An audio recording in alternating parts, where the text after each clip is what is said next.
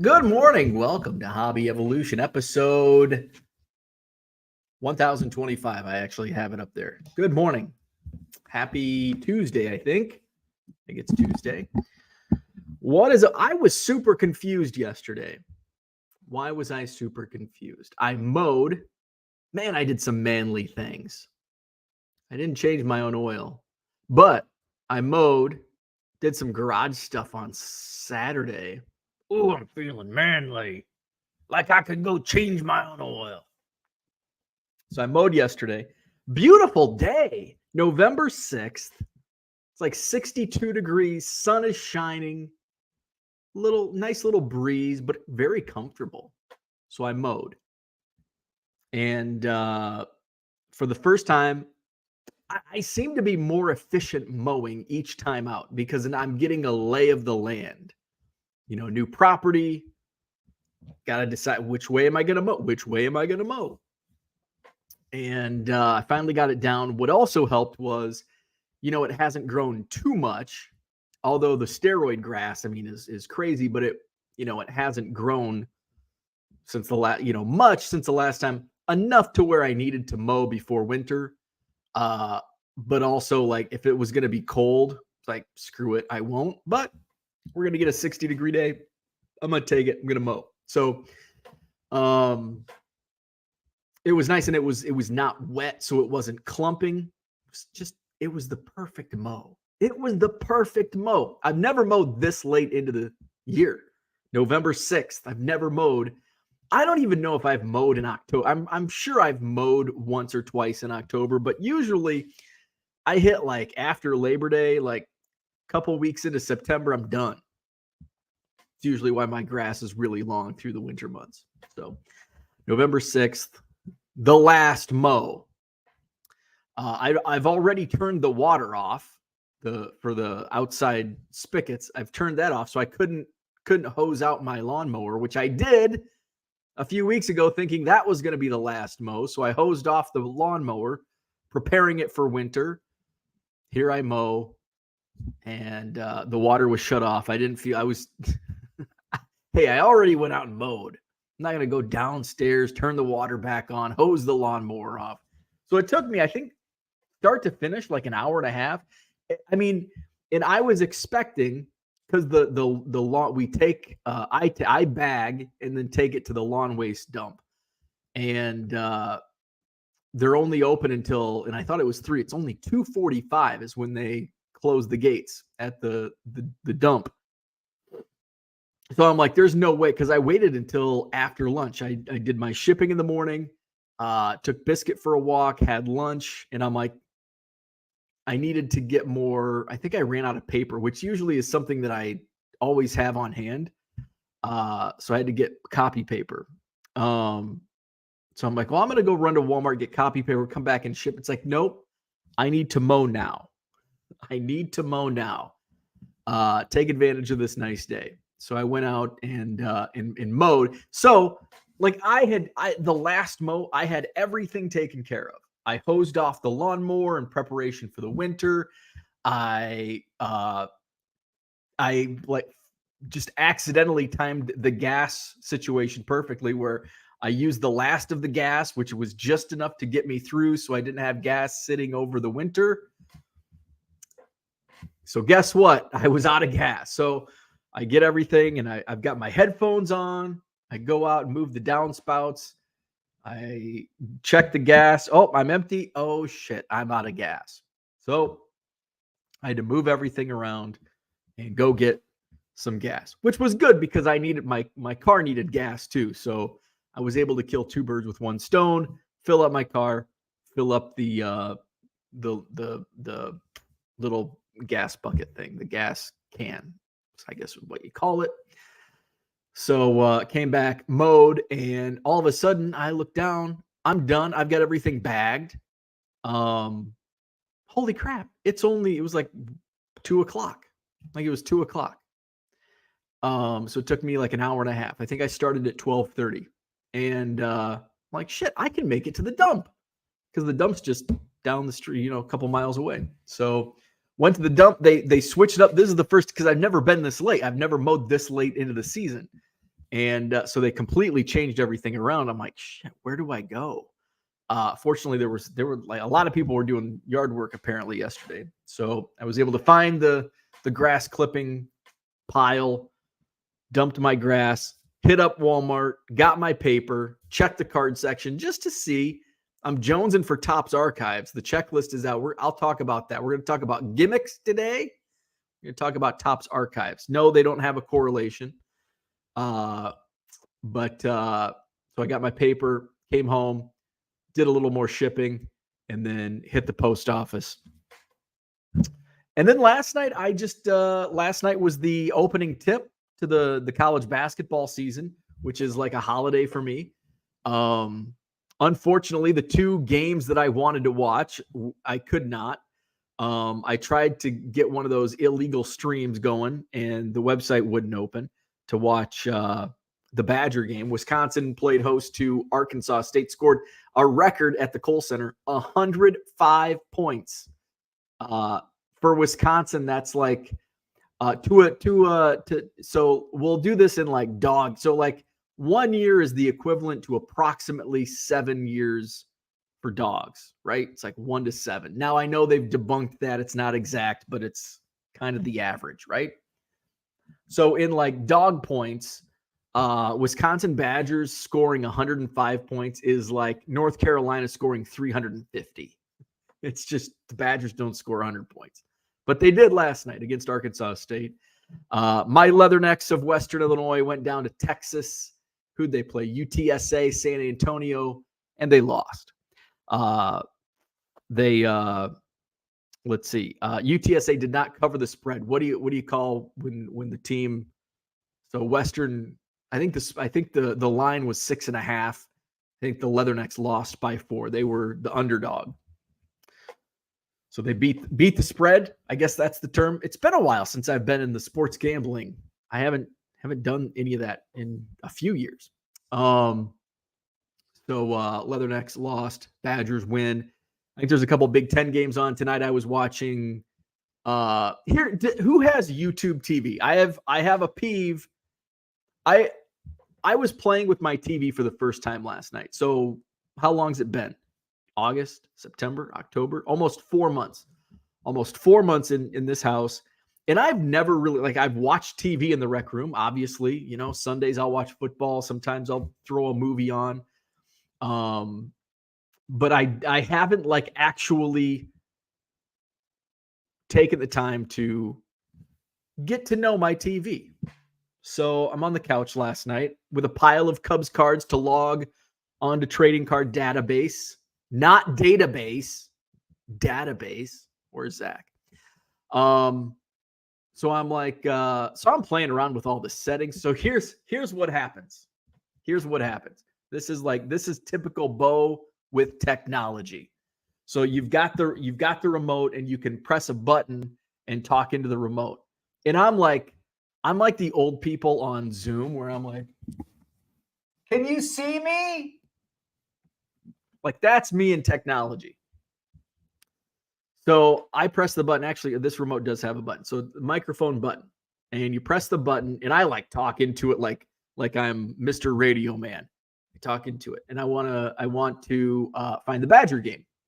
Because I'm scrolling through the TV guide, can't find it. I'm like, well, maybe it's on because now they're putting them on Platinum, Peacock, on Amazon, all these other freaking channels. Streams. So I'm like, Wisconsin Badger basketball. And it's like, no, you have to hold it down. So I'm holding it down. Whatever, something I did. See, this is why our elders that do not like technology are afraid to press buttons. My dad, rest his soul, was afraid to touch buttons on the remote. What if I break it? You're not going to break it. But you may set up some setting that you don't want, which I did last night.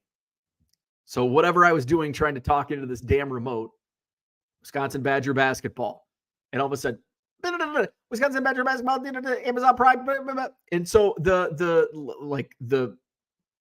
talking thing, the TV's talking to me, and every button I push, it talks, which I guess is great for I guess it would be for like the blind, right?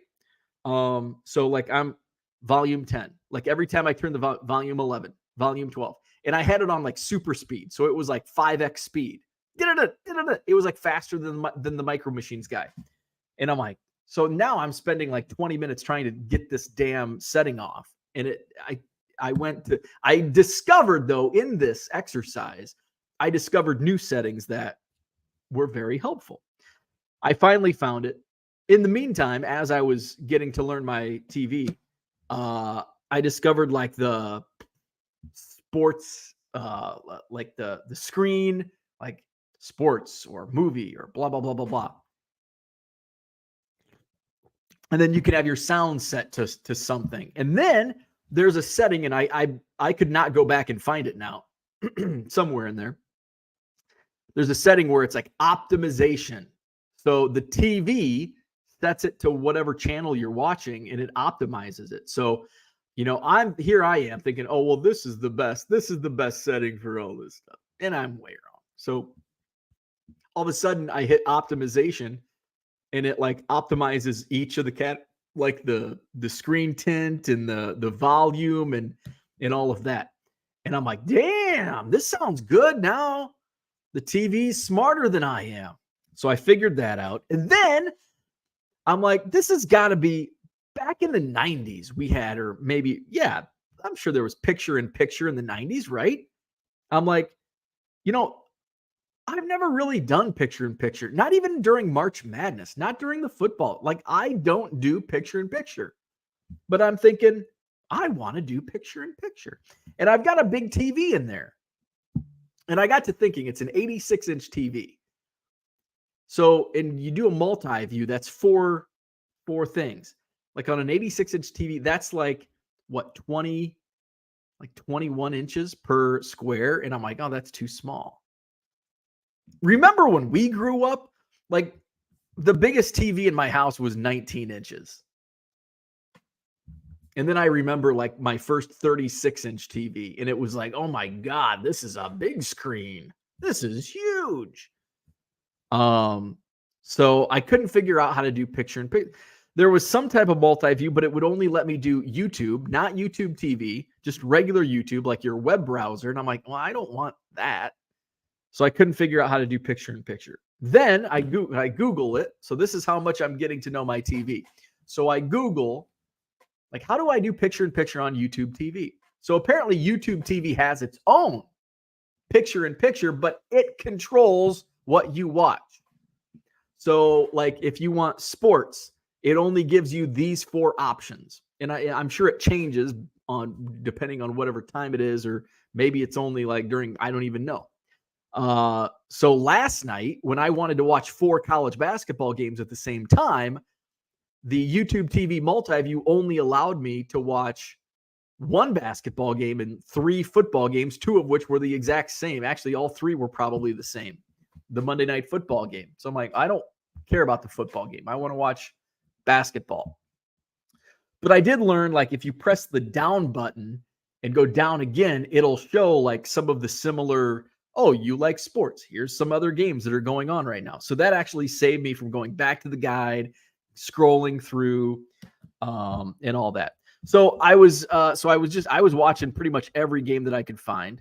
I do want to check the score because I was watching Michigan State and James Madison. It was a late game though, and I was like, I'm ready for bed. Wow, Michigan State lost. Oh, that's awesome. Sorry if you're a Spartan fan. It went to overtime.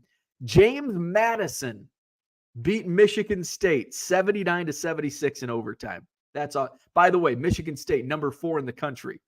That's awesome. Minnesota wins. Nebraska wins. They played cupcakes. Illinois beat Eastern Illinois. Wisconsin crushed Arkansas State. Northwestern over Binghamton. Rutgers lost. Penn State won. Ohio State beat Oakland. Purdue beat Samford. My Leathernecks lost. So those are Big Ten games. And then my Leathernecks. So I think there's a couple Big Ten teams playing tonight. Michigan, the Wolverines play tonight. Who else? I saw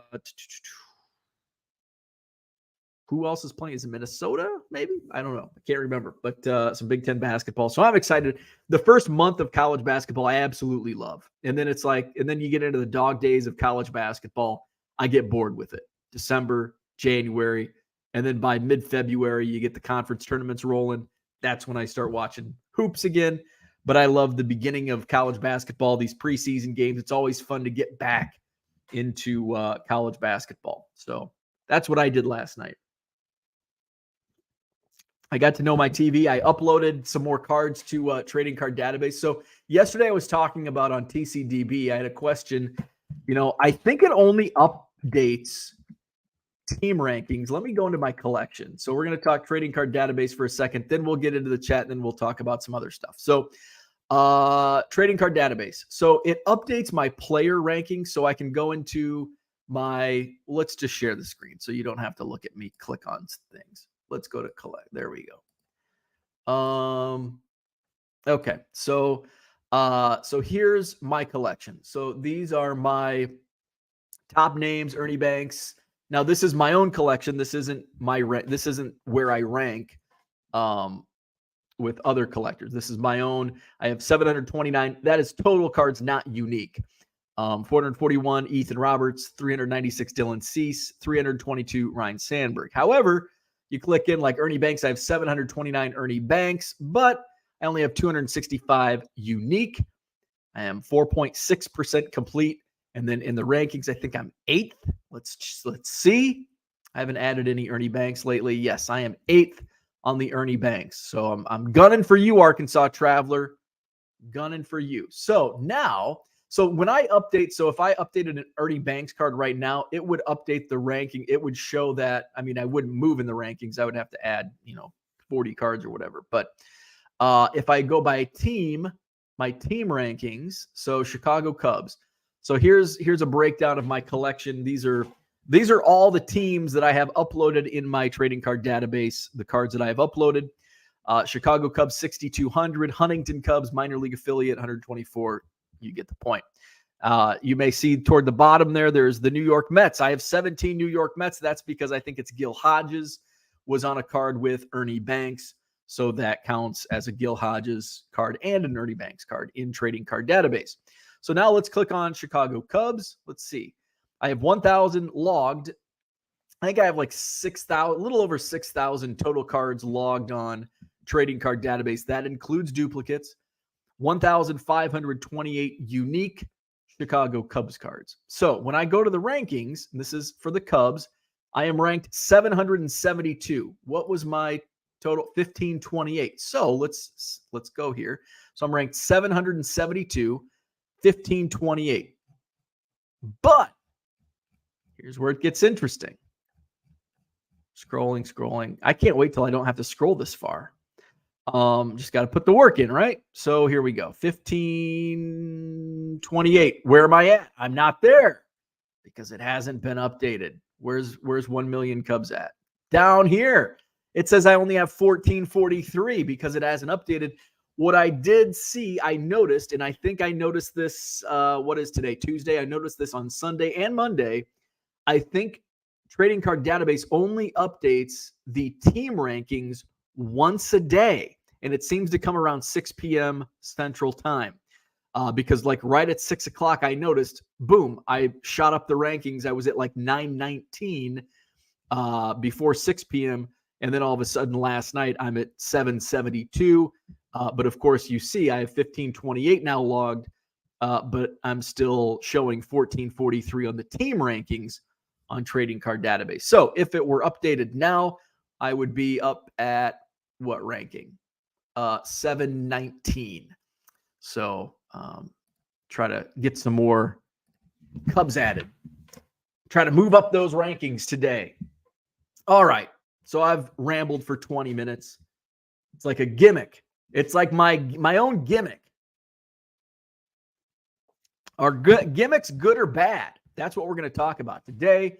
I also want to, let's see. There was a reason. There was a reason why I wanted to talk about this today. Paul Carl Cards. I don't know if he's in here, but he is Paul Carl. There was a tweet yesterday that I saw, so I want to get that ready. And it was just a post that kind of reminded me like about gimmicks. Sometimes gimmicks are good. I guess it depends on what you consider a gimmick also. I actually have some example. I did a little homework this morning before. Can you imagine that? I did some homework because I wanted to see like what's the general consensus? What's the definition of a gimmick? And what are some examples? And then I just kind of want to share my insights on gimmicks and my opinions on gimmicks. I had it caught up. There we go. Okay, so let's go to the chat. Kyle, what's up? Good morning. He says gimmicks are never good. I'm not a gimmick fan. Gimmicks are good in professional wrestling. Are they good in sales? Depending on your idea of gimmick, and I want to dive in. We're going to dive into the weeds on. And there's an example that I found some of the best marketing gimmicks, and one of them I read was like, wow, that's actually pretty good. There are some gimmicks that are pretty damn good, but there's more to it. It's not just black and white. If we'll get into it. I'll get into it. Let's go to the chat. Shane, good morning. What's up? Happy Tuesday. Carlo, what's up? Good morning. Opened 2 boxes of Elite Extra Edition blowout cards and actually pulled number 102 Chris Bryant auto of 324. Wow. And I think that's the lowest serial number Chris Bryant autograph in that set.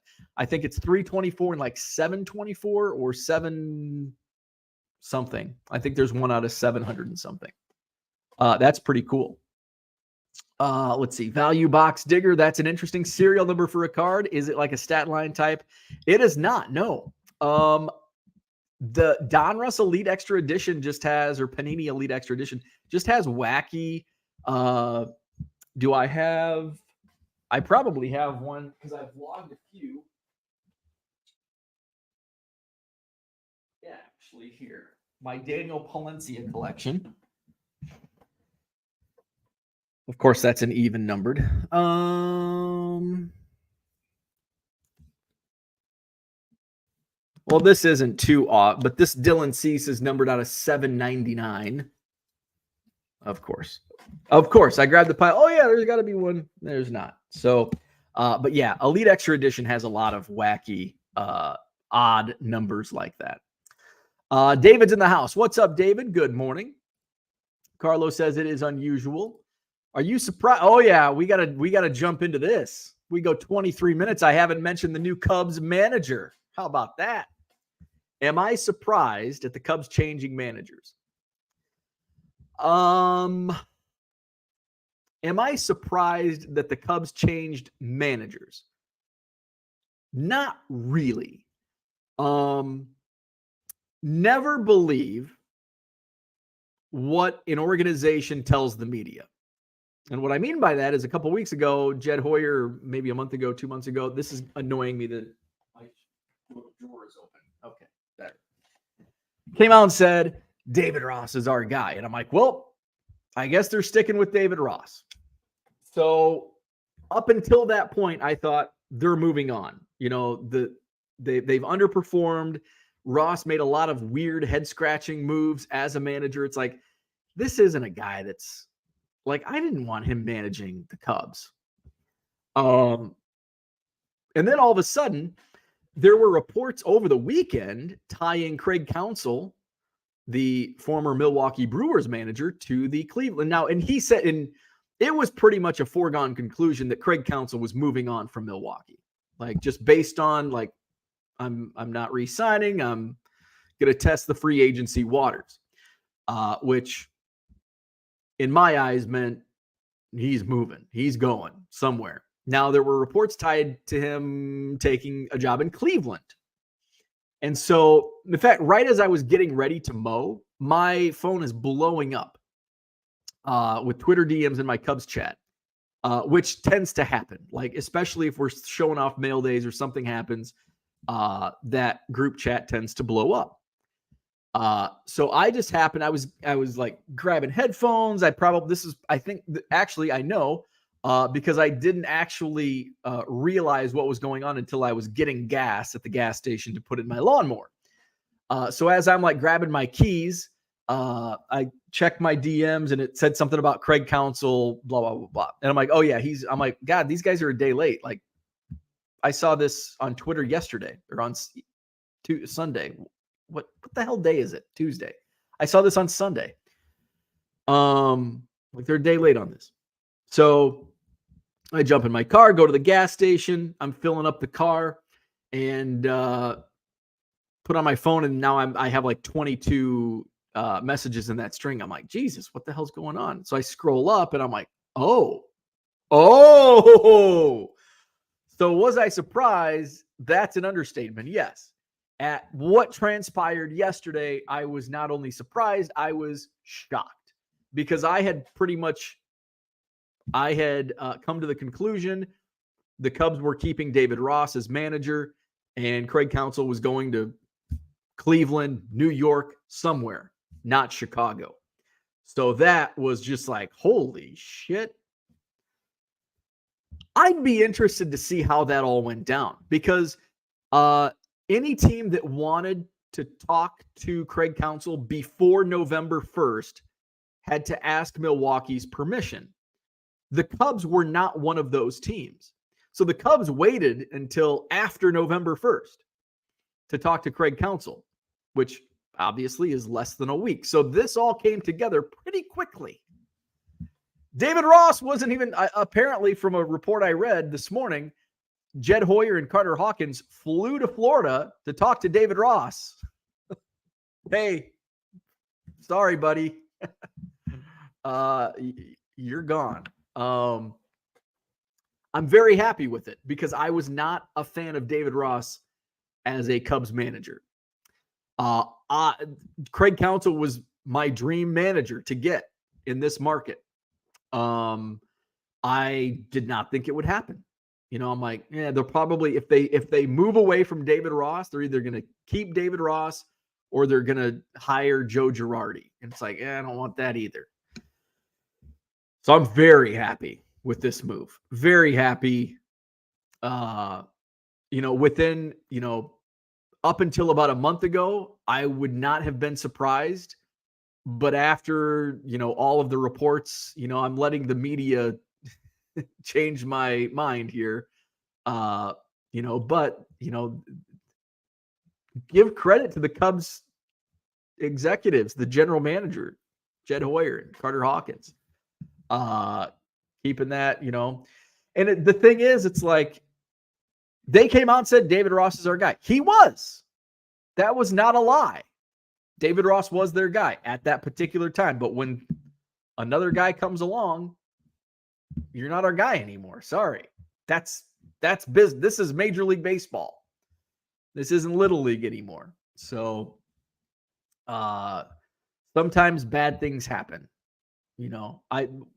That's not a bad. Well, if you're a Milwaukee Brewers fan, that's a bad thing. If you're David Ross, that's a bad thing. If you're a David Ross Cubs manager fan, that's a bad thing. But for everybody else, I like it. I like it a lot. Dan, what's going on?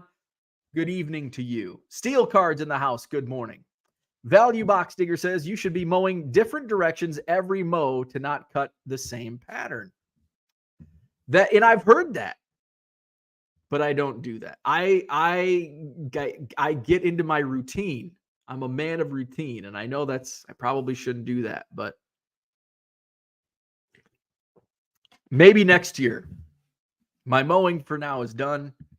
Maybe when I start out next year, I'll mow vertically instead of horizontally. Good morning, Brian. What's up? Just thinking, are we still doing the Couch People? Yes, we are. December 16th. If you're not a member of the Hobby Evolution Facebook group, go there. That'll have all the details. Well, some of there really are no details outside of Uncle Rich is handling the Couch People Christmas Party gift exchange. So jump over to the Facebook group, Hobby Evolution, type it in. I don't think I'm logged into my Facebook page on this computer. so I can't do the link. So jump over there, and Uncle Rich has a post with the details for the gift exchange. So join the Hobby Evolution Facebook group for details. It will be Saturday, December 16th. We'll probably fire it off at about, let's go 7 p.m. because I'll be doing a show down in the suburbs that day. So I probably won't be home until 5, 6 o'clock. So let's aim for 7, maybe even 7:30. As we get closer, I'll figure it out. But there really are no details. So basically, if you're new, we did a Couch People Christmas party last year. Basically, it was just it all started. I just wanted to rip. I had accumulated a ton of sealed wax, and I'm like, it's Christmas season. It's fun.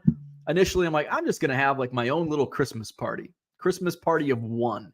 Me and a Hallmark Christmas movie. I'm going to open all this wax. And then I'm like, I'm going to put it on video. And then somebody recommended, well, why don't you open up the stream and like do like a group thing? I'm like, okay, like let's just do a Christmas party. So Couch People Christmas party began. So we'll do that Saturday, December 16th. Stream will be open here on StreamYard. I don't have anything to open because I opened it all either at the Christmas party last year and then shortly thereafter. And then I just haven't, I have sealed wax, but it's just to hold sealed. I think I've got 2 boxes. Well, I've got some WWE Heritage that I could rip, but it's a boring rip. And I've got 2020 Topps Update, a couple hobby boxes of that, also a boring rip. So I'll find some blasters. I'll go shopping. So Saturday, December 16th, Couch People Christmas party. More details, Hobby Evolution Facebook group. Victor, what's up? Good morning.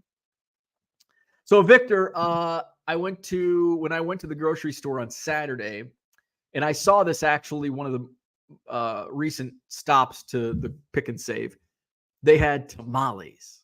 It's like local or something, and I'm like, oh, okay.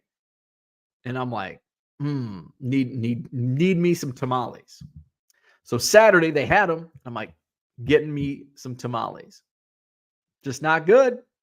Nothing beats the Victor tamales that he brings up. So I was highly disappointed by the Pick and Save. And I guess, it's Pick and Save. What should I expect, right?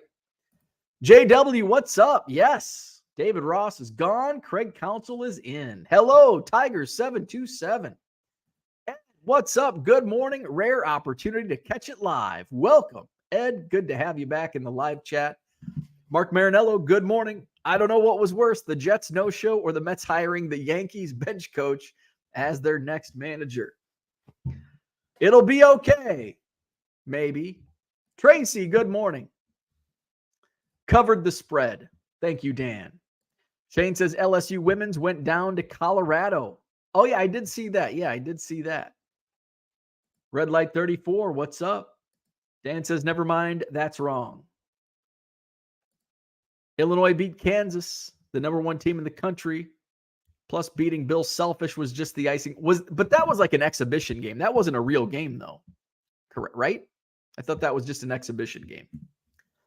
They played EIU. They played the Mothers of the Poor last night. Dan's alma mater, Eastern Illinois. JW, they hired Craig Counsell. Got 2 weird emails recently. eBay canceling orders for which I was already paid and shipped. One of them delivered, cited irregularities by the buyer. WTF. I've received that, and I think what's happening is kind of why I'm receiving all these weird return to senders and messages. Hey, I have lived here for 10 years and I never order baseball cards. I think it's a way for scammers on eBay. They take over an account or they start a new account and they buy low-end cards. And I don't know what price point your cards were at, but what I see is like 99-cent or $1.50 cards. They pay for them to get the automated feedback because I leave automated positive feedback. I guess that's also another question. Do you have, and I think I may have asked this before, or at least somebody in here, do you have automated positive feedback? But hey, if you get paid, you get paid. Let's see. Value Box Digger, I got YouTube TV from your original question, but I don't got that goofy, gotta talk into the remote stuff. I'm not that high class. So happy it's Tuesday. SHIT. I'm not sure if the picture-in-picture is available on basic accounts. I have the NFL Sunday ticket and the basketball package for the season. So we have the 4 games per, but that might be with the packages. Yeah, so I do. Yeah, so I did see, like, if you have Sunday ticket, you can watch 4 games at once. I'm sure you can choose, right? There's got to be a way. But there's even like news. Like you can do picture-in-picture. I would show you on the TV, but YouTube will like ban me. Just put strikes on my account. Harlan, what's up? Good morning. JW says, I remember growing up and having a 19-inch TV in our living room. It was the norm. Yeah, that was like, I grew up 19-inch TV. That was like the standard back in the 80s and 90s. I guess like by the late 90s, they started, 36-inch or whatever started to become the norm. But yeah, 19-inch when I was a kid, that was the norm. Like everybody had a 19-inch. And I remember my sister, my older sister, well, I don't have a younger sister. My sister had like the big screen. And I mean, remember the big screens of the late 80s and early 90s? They were like gigantic, but they were only like a 50-inch screen, right? They were like 3,000 pounds and it was 50-inch screen. Now, like, I think the TV behind me is 65. And it's like, that's bigger than, and it's just like, weighs like 10 pounds. Those freaking monstrosity big screens of the 80s and 90s. And then I'd go home, I'd be at my sister watching like Field of Dreams or WrestleMania and come home to my little 19-inch TV. I'm like, man, we need a big screen. Good morning, Dan. What's up? Made my first sales in my new store over the last few days. Halfway to paying for the monthly subscription fee. Definitely having fun with it. Dan opened a second store. Zach and Porter in the house. What's happening? JW did a free trial on YouTube TV for 21 days. It's good for sports, kind of expensive. It's I think we're paying less than what we were with. Oh, hey, we've got a bird.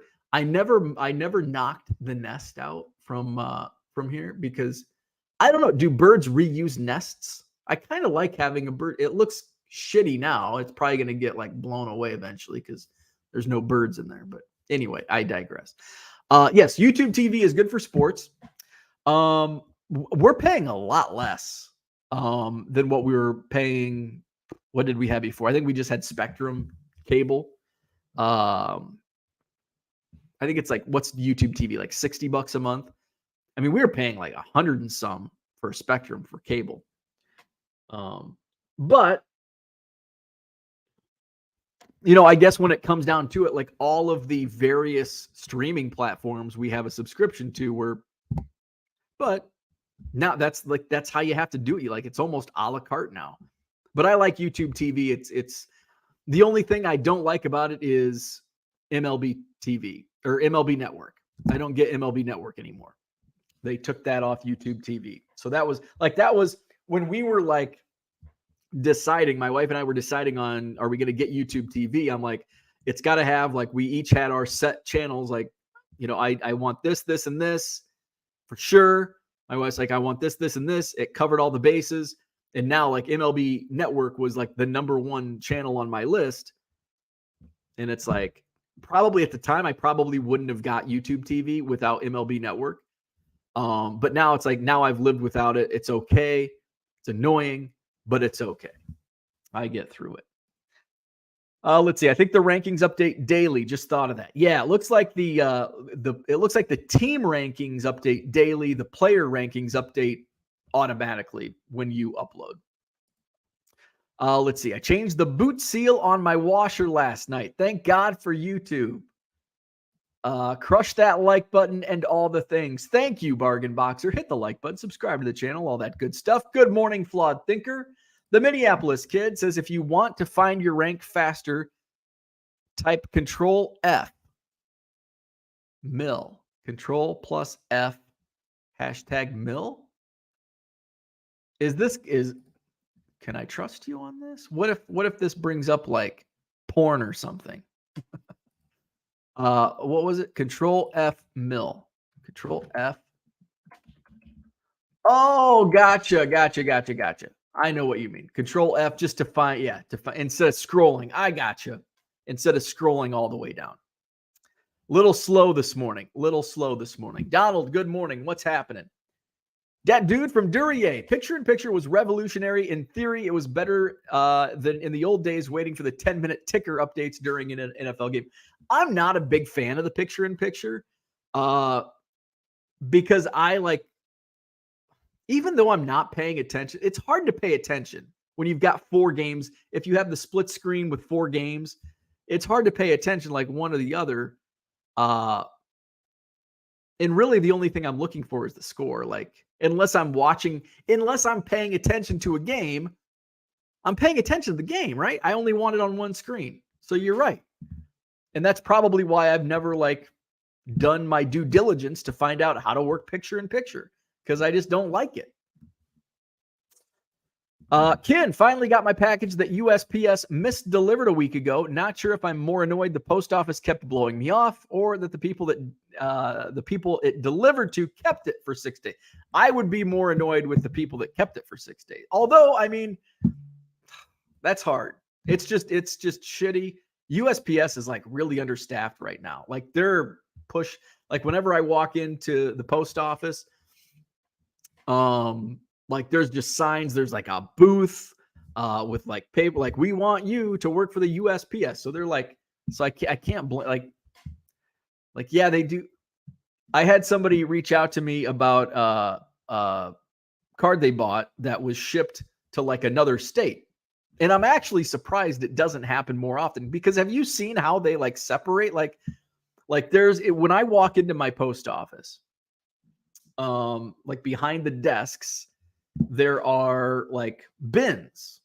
They look like laundry bins. And there's 3 of them. It's to zip code 53562. So that's local. And then they've got Wisconsin, and then they've got national or whatever. And it's if you throw the box in the wrong, it's probably going to get, and I understand there's probably scanning. I don't know what goes on behind once it gets back behind those doors, but if you throw it in the wrong pile, it gets on a truck and it goes to the other state. It's how can my shipment to Iowa end up in West Virginia? It's well, if they throw it in the wrong pile, it gets on that truck, and that truck's not stopping until it gets to West Virginia. That's how that happens. And I'm surprised it doesn't happen more. Stuke, what's up? Good morning. Anyone that is on TCDB on here, can you drop your username in the chat so I can send a request to link up? There you go. Good idea. And by the way, I'm 1 million Cubs, all spelled out. When modern players have thousands of rookie cards, should we consider the modern rookie card logo a gimmick? Possibly, yeah. Possibly. Value Box or Tiger727 is also his username on TCDB. Where can I find a list of all the short print cards? It depends what you're looking. If you kind of have to look to, if you're looking for 2023 tops, you're just going to have to go to 2023 tops checklist. Unfortunately, I mean, there's so many short prints. Every set has short prints. So the best way is one at a time, looking to see what they are. We hired a coach in our own division. Maybe he will give us inside info on how to beat Milwaukee. Tiger727, not sure if SPs can be found on its own list in TCDB. If that is what you're referring to, as far as I know, you'll have to search by year, click on variations. Yes. T206 kid, and the Mets named a manager that no one has heard of. Yeah, I saw that. I'm I think I saw it on Mark Marinello posted it yesterday, and I'm well, who did they hire? And then I saw the name. I'm I've never heard of that guy. Value Box Stinger, when I hear David Ross, the only thing I think of is 2014 Tops. Oh, what 2014 Tops card is that? Now I've got to look that up now. Oh, I'm on Trading Card Database. Let's just type it in here. 2014 Tops. We've got Gypsy Queen. Oh, I don't really remember this card. That's pretty cool. He's flashing the ring. I don't recognize that card. That's pretty cool. I like it. I need to add that to my collection, even though it's a Red Sox card. Let's see. Sports executives are about as honest as Jeff Wilson and other sports card grifters. I agree with that. Yes. I don't do Facebook, so how can I get into the gift exchange? Is Uncle Rich in here? I think he's dropped his email. Uncle Rich is not with us, so I'll track him down. My resolution for next year is to keep Jeff Wilson out of my mouth. He's toxic. So speaking of Jeff Wilson, sports card investor, I was listing some football singles yesterday, and I had a Will Greer, and so I was feeling a little what's the word? I don't know what the word I'm looking for, but in the title.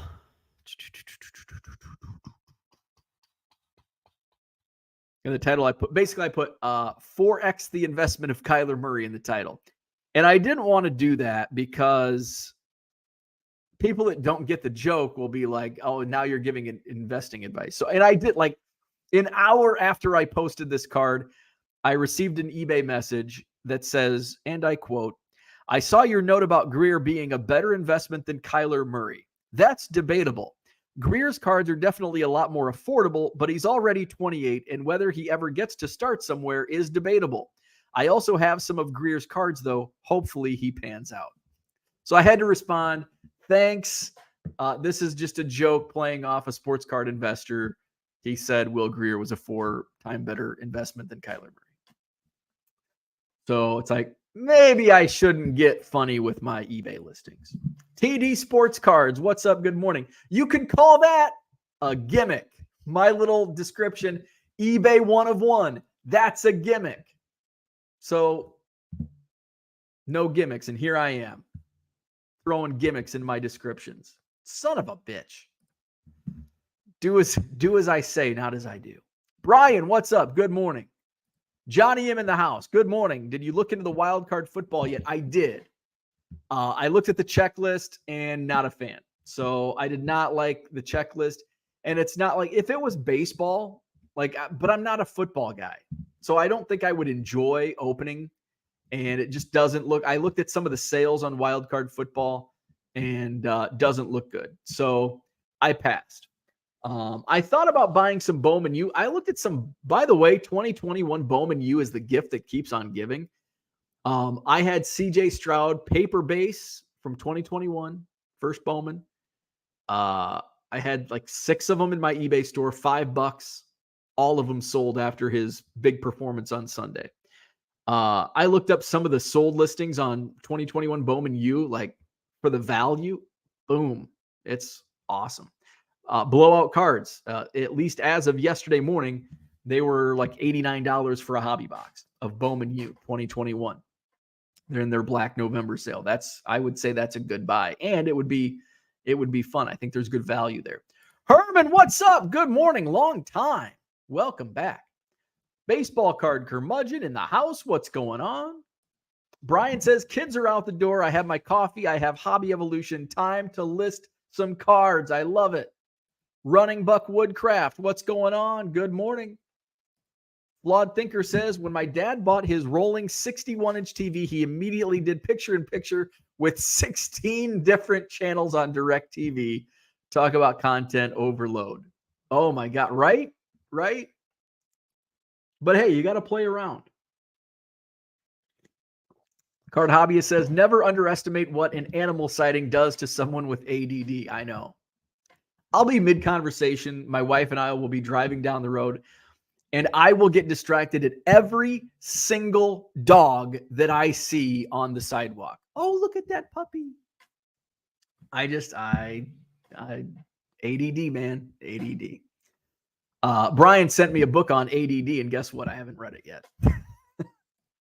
Value Box Digger, I pay a lot less with YouTube TV and no more of this. Oh, the equipment broke and now you lost everything on the DVR. Since it's an app, you never lose it. Yeah, I love YouTube TV. I love YouTube. I don't think there's a better for me and my television watching needs.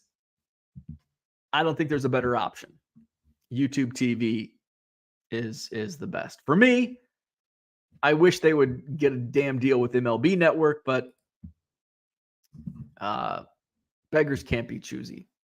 Hello, Collector's Dream. What's going on? Flawed Thinker. My boss just called me and said that I'm being uprooted to a different building. Now I won't have a USPS or restaurants in the same building I work in. Will make it more difficult to ship. Well, that's a bummer. We've got some TCDB usernames. There's Dan's. There's Brian's. There you go. You can watch 4 games at once if you have a live parlay bet. That's true. There you go. I would be more apt to watch 4 games at once if I had those 4 games on a parlay. Flawed Thinker says to Dan, the rookie logo being on so many cards, I believe, is one of the top reasons Bowman is king. 1 card, multiple parallels, but the same image. That's a good point. I never thought of it in that light. It's a good point.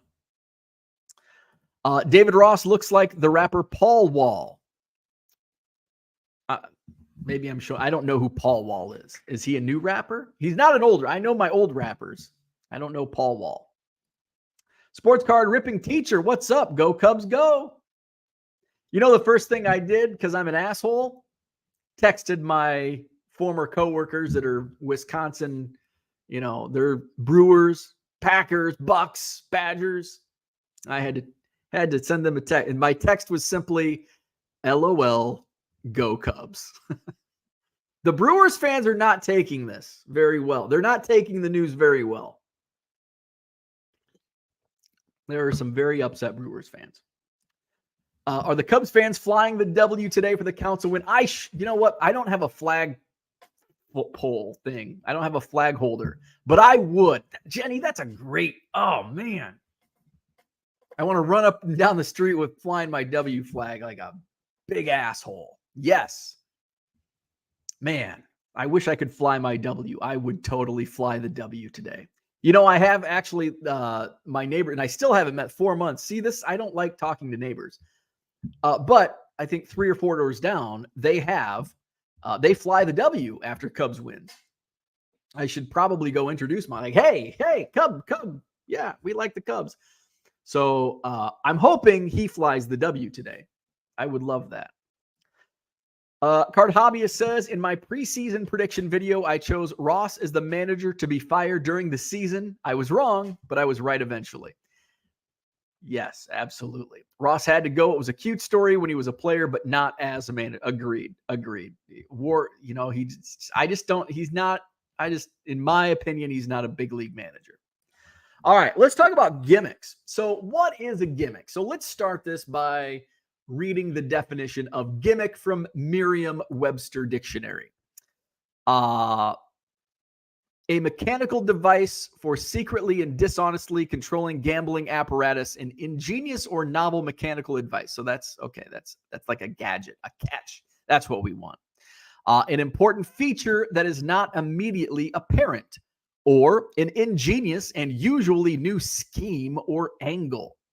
A trick or device used to attract business or attention. That's the definition we want. A marketing gimmick, a trick or device used to attract business or attention. So why do I want to talk about gimmicks? So the reason why is our buddy Paul over on the Tweeter, as Kyle says, posted a tweet yesterday, and it got me thinking. I had some lawn mowing time, and it got me thinking. His tweet, what's the most interesting, crazy thing you've seen from a distance at a dealer's table that made you go take a closer look at their stuff? Asking for a friend. So that kind of got me thinking, like, that sounds like a gimmick, right? You're trying to attract, it's like the definition of a gimmick. A trick or device used to attract business or attention. That's the definition of a gimmick. And as I set up at card shows, I'm always trying, I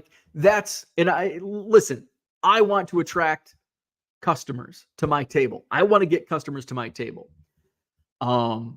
Do I want to do it by gimmick? No.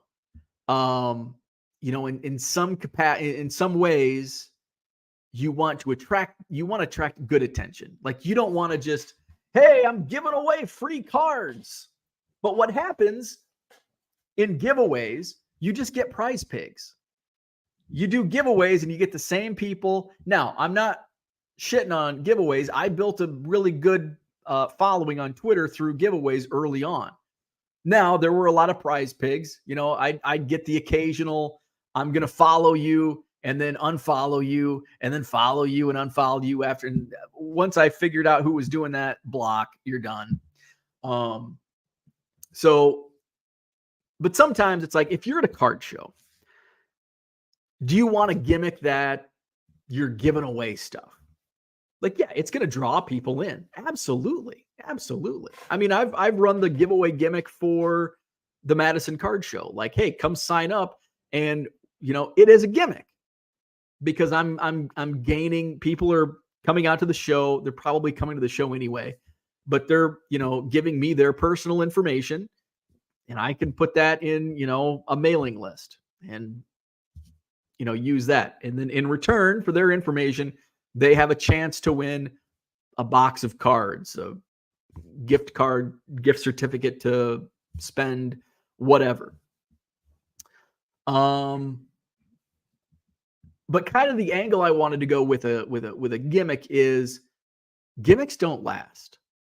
You can build an audience through gimmicks, but if you don't have good stuff, we're a card channel. So if you don't have good cards at good prices, like, yeah, you're getting attention and you're getting people at your table, but are you making sales?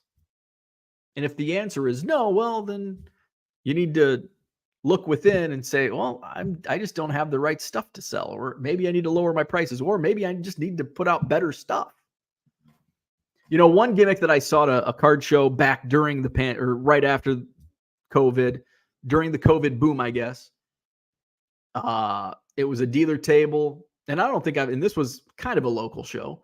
And I think this is the only show I saw him at, but I mean, shit, that was 3 years ago. I probably forgot, but I've never seen this sign again. His sign says best dime boxes in the room, something like that. Oh, oh, really? I looked through his dime boxes and they might have been the best dime boxes in the room because they were the only dime boxes in the room, right?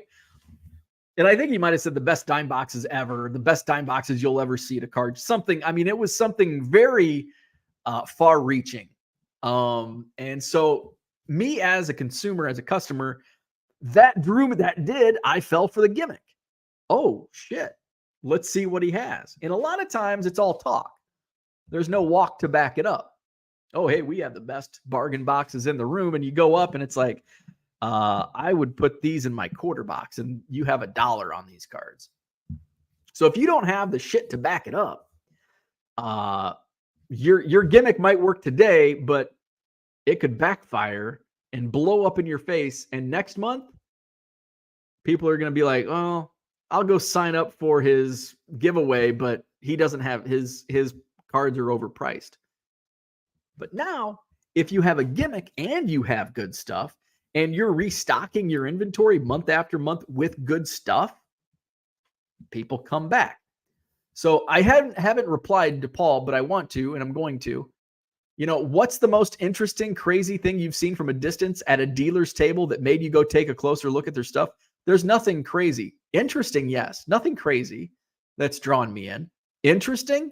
Yes. What's interesting that's drawn me to a table? People. And people aren't there from a gimmick. People are there because there's good stuff. I see James dropping a comment. If James is at a bargain box, if I see James like digging through a bargain box, I'm going to go. If I see James digging through a bargain box and I see a stack of cards next to James, I'm going to that table. My guy Black Squirrel, if I see Black Squirrel at a bargain box with a pile of cards, I'm going to that table.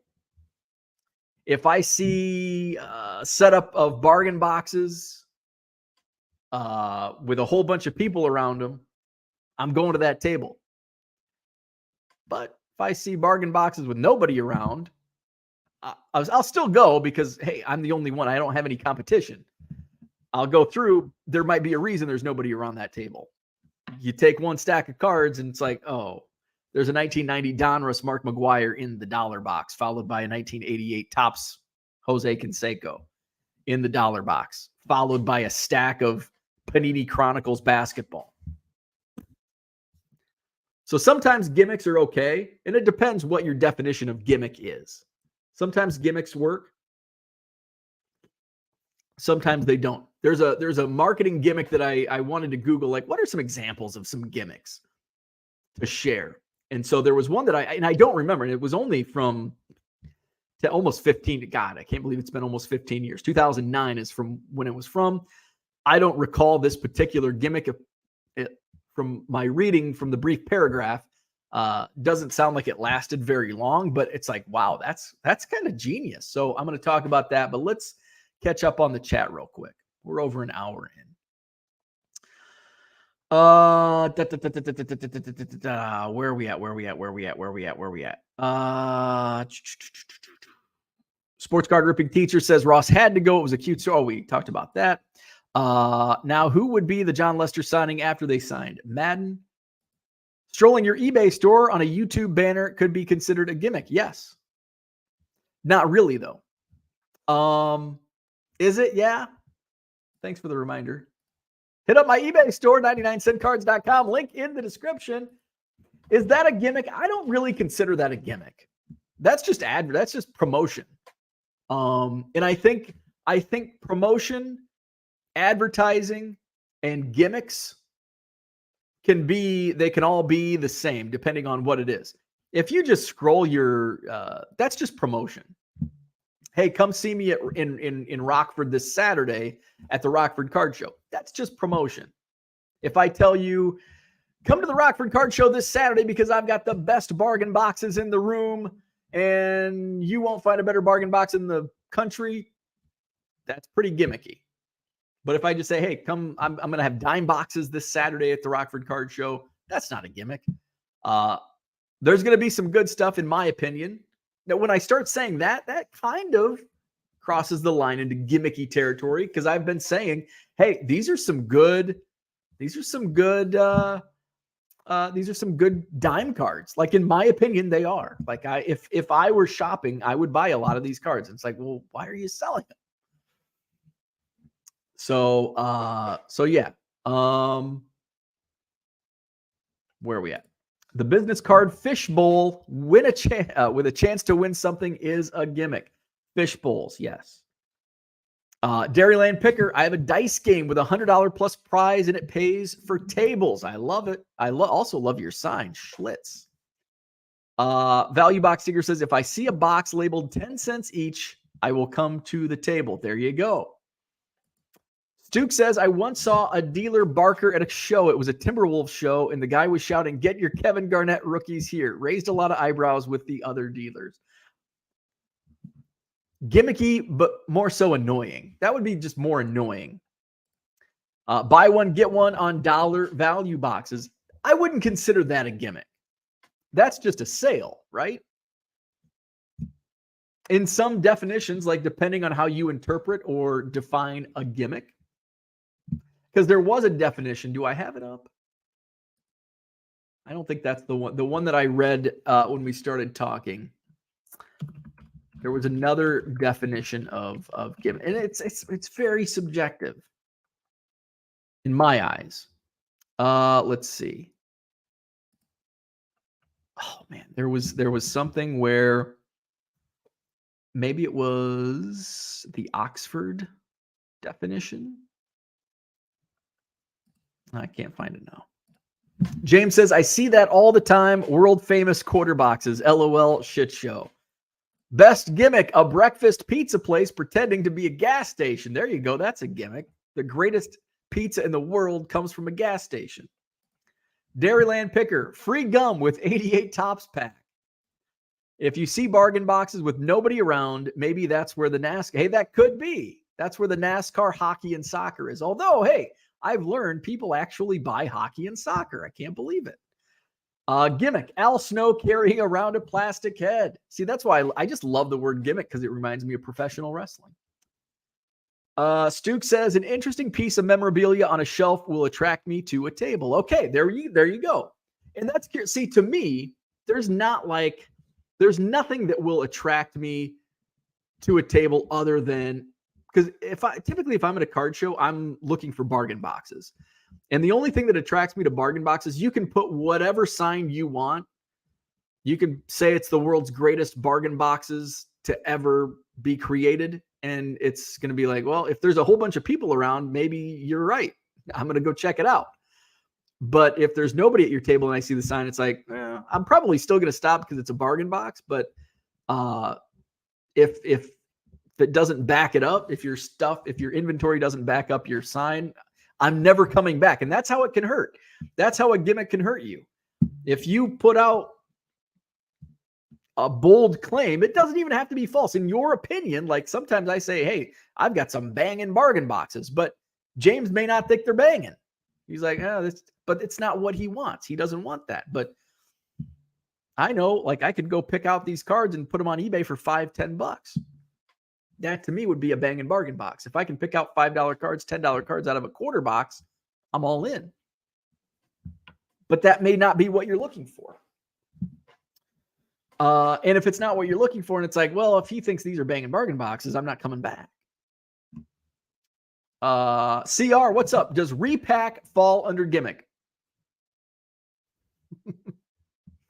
Probably.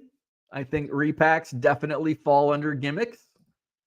Usually people are good about repacks at shows, but I know online it's the Wild West. I am not a repack fan. That's just me. There are repacks that are good, but there's not much transparency. But is there transparency in buying wax from Topps? So I guess it's just kind of, hey, if Topps can do it, so can we. Minneapolis Kid says free shipping is a gimmick. I will disagree with that. I will say volume discounts are gimmicky. You know, when I have buy 7 cards or more at 7 cards or more and get 25% off. That's gimmicky because I am trying to draw you in with volume discounts. I'm attracting your attention with a volume discount. But there's also it's worth it for you. Hey, you're getting 25% off. I mean, I sell a lot of cards, say at $2. A lot of $2 cards that people buy at full price. But you can get it for what's 25% of, that's $1.50. But if you buy 7, you can get that card for $1.50. Volume discounts are gimmicky. I'm not really saying and see, that's where it's subjective. Like what is it? You know, repacks, false advertising. You know, that's where I'm kind of going along. And I guess all of these terms have like different meanings, or it's like, or they can fall under multiple things. I don't consider free shipping. Maybe it kind of is like, hey, you get free shipping, but I have free shipping on so does free shipping, if you have free shipping on everything, does that qualify as gimmicky? I don't think so, but it does. It's used to attract buyers. And actually, I don't use it to attract buyers. I do it to make it easier on myself. So I don't have to do all these damn volume. Okay. If you buy, but then, so here's where you kind of go back and forth. So if free shipping is gimmicky, does that mean, and I say volume discounts are gimmicky, what about volume discounts on shipping? Because if I say, hey, if you buy, you know, $3, $4 shipped for 1 card, but hey, if you buy 2 cards, it's only 25 cents more for shipping. But if you buy 100, and there's no cap. So if you buy 100 cards, it's $40 shipping, but I can send those 100 cards for $8, $6. So that's kind of there's like a fine line where it's gimmicky, but it's not gimmicky. Where is that line? Value Box Digger, promoting your store with a card-related YouTube show and banner isn't a gimmick. Kind of gimmicky. YouTube gimmick is promoting your baseball card sales using cheerleaders and photos of women. That's a slippery slope. Yeah, I would say that is gimmicky. That is certainly gimmicky. I've seen not YouTube, eBay sellers with like picture of the cards in like a women's cleavage. That's certainly gimmicky. Yeah, I would say that's definitely gimmicky. Max says raffles and dice games are the biggest gimmicks it shows. Those are gimmicks. Yeah, those are definitely gimmicks. I would consider those gimmicks. And I think like I'm not familiar with, at least in my shows, I've got some dealers that do dice games. And I guess I don't know, because in some instances it's like it's upfront, like you know what you're getting. It's a gamble, like, right? It's a gamble. Now I better check into the legality. Can we do dice games at the Madison Card Show? If everyone wins like, hey, you're guaranteed, but it might be a pack of 1991 Fleer. But yeah, it's gimmicky. Mike Smith, LeBron James signed autograph in Topps. I heard the news, and his bus pass is free since Election Day. Hurry up, get those skill games in. Do buyers have to buy at least 10 cards from your dime boxes, or will you sell 4 cards and have to deal with making change? That's a great question, and I haven't decided. I've never done a dime box that I can remember. Actually, you know what? I think I did some dime boxes at a show, and I didn't have to worry about it. But I have seen some dealers who do dime boxes, but they have like a $2 minimum. If I do a minimum, it would be $1. But yeah, I don't want to deal with change. So I may do $1 minimum. Now, if it's a kid that comes up and wants 5 cards and has like 50 cents, like I'm not going to say, sorry, kid, you need to spend $1. So now that I play it out in my head, I probably won't do a minimum. It's one of those things where if a kid comes up, if some like 50-year-old man comes up and has 9 cards, I'm going to be like, pick out another card for $1. It's worth it. I'm not going to give him 9 free cards, but if a little kid comes up and wants like 3 cards, I'm probably just going to give them to him. I don't like doing too many free card giveaways, like to the same kid. Like, kids come up and I give them free cards, but I also want to treat this as, I kind of want to educate the kids as business. It allows them to, and I will say many parents, and this is awesome. Like a lot of parents I see of even like kids that are like, I don't even know ages, but 7, I don't know, 6, 7, 8, will like give them the kid's not making money. The parents will give them money, and it's like an education on how to communicate with adults and do business. Is simple as it sounds, handing money to somebody for a good. So kid comes up and only has like 20 cents. Here, I have a quarter. Here's 2 cards. Like, you can have those cards. If it's a 50-year-old dude, give me a quarter, or freaking get 8 more cards and buy $1 worth. Mike says, do you try NASCAR hockey lot in your store? No, I don't. I love making repacks. I don't sell them though. That's interesting. So what do you do with them? Do you just make them to open yourself? I'm curious. Let's see. Dan says, Mike Smith, you are giving off LRS vibes. Dun, dun, dun. The secret's out. Mike Smith is low roller scratcher. Free shipping is 100% a gimmick if you charge the same for a card with shipping as you would without it. Might be the biggest gimmick known to man. And that's there. Yeah, there's truth to that because, you know, and here the thing is, I probably would charge, if I charged shipping, I wouldn't charge. So what's 63 cents? And I'm saying $1.75. So I'm going to tell you right now,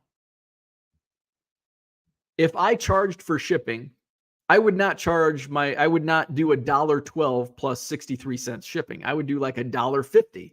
So my free shipping, you're actually paying less than if I did charge for shipping. My base price would come up. Instead of doing $1.75, I do $1.50 plus 63 cents shipping. Let's see. Mike's looking for a free bonus again. He lost $30. Uh-oh. Free shipping is trying to attract the eBay algorithm, and that's kind of where I'm more.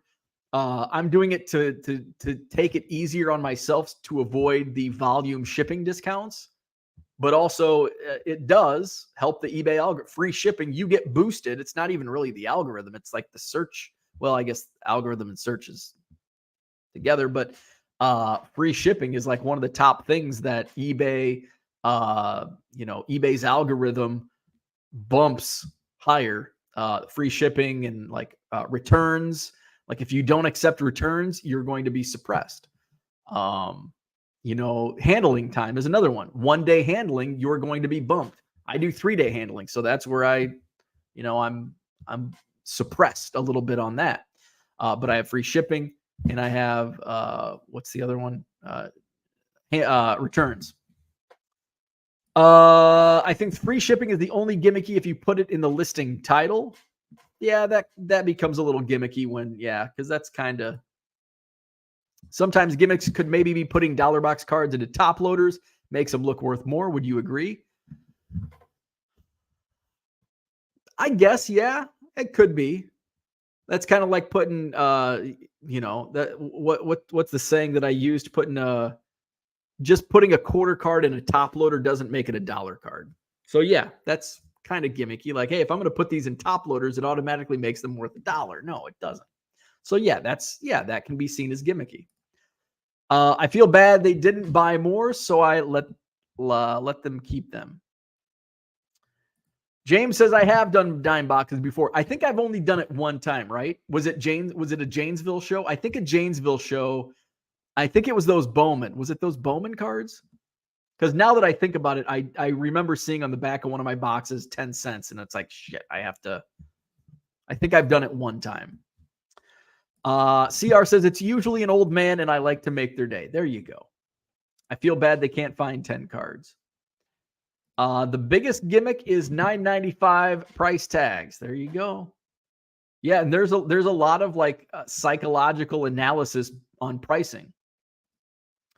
How do you add images to a spreadsheet upload to eBay? Good question. So you have to have a host, photo host that matches with eBay. The only one, and unfortunately, at least as of a year ago or so, there wasn't any free, like Google. You can't do it on Google. It doesn't match with eBay. At least it didn't last I knew. I used, and it was very cheap. It was like $16 a year. What was it called? Oh man, somebody help me out because I'm sure other people in here have used it. Image Shack, imageshack.com. It's like $16 a year for as many photos as you want to upload.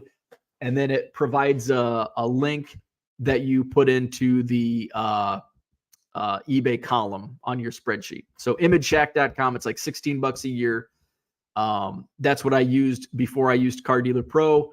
And I was just using the File Exchange, just the spreadsheet through File Exchange.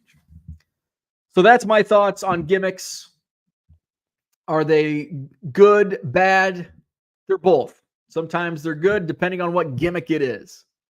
At the end of the day, when I think of it from a card show perspective, which is kind of the genesis of why I wanted to talk about this topic today, is from a card show perspective. And if you're not providing value with, why are you there? First, think of why are you there? Why are you set up at the card show? Is it to make money on the cards you're selling? If that's the case, you're trying to draw attention to your table. What are you drawing attention to your table for? The cards you're going to sell. But if they're not what people want at prices people will pay, that gimmick may hurt you, because at the next show, they will say, oh, I'm not going. That guy has crappy stuff, or he's overpriced, or he doesn't put price tags on his cards, and they're not going to come back. So that's why when I'm looking for bargain boxes, I'm going where the people are, because I know if there's a crowd around, and I've noticed, and I think there's some psychology behind this. There's got to be. I've noticed when I have a crowd around my table, more people come. When I have nobody at my table, nobody comes. It's science. Okay, no, it's not science. So sometimes if I only have one or two people at my table, sometimes I'll pull up a chair. If James is there, I'll pull up a chair. Or, I've done it with Bronco. Like, I better make it look busy. I don't do that often enough. I need to do that more. So maybe I'll do that at Rock. Hopefully I don't have to do that. Rockford this weekend, Saturday. I'll have dime boxes. They're not going to be the best in the room. They might be, but I'm not going to say that. I'll have dime boxes this Saturday, Rockford, Illinois. IBEW Banquet Hall. Can't remember the address, but it's in Rockford. IBEW Banquet Hall. It's where the show was at earlier this year. So I'll be there this Saturday, 9 to 3, dime boxes. I'll have some dollar boxes. James, I did order supplies. They have been shipped, but they're coming from like where? Oregon, Washington.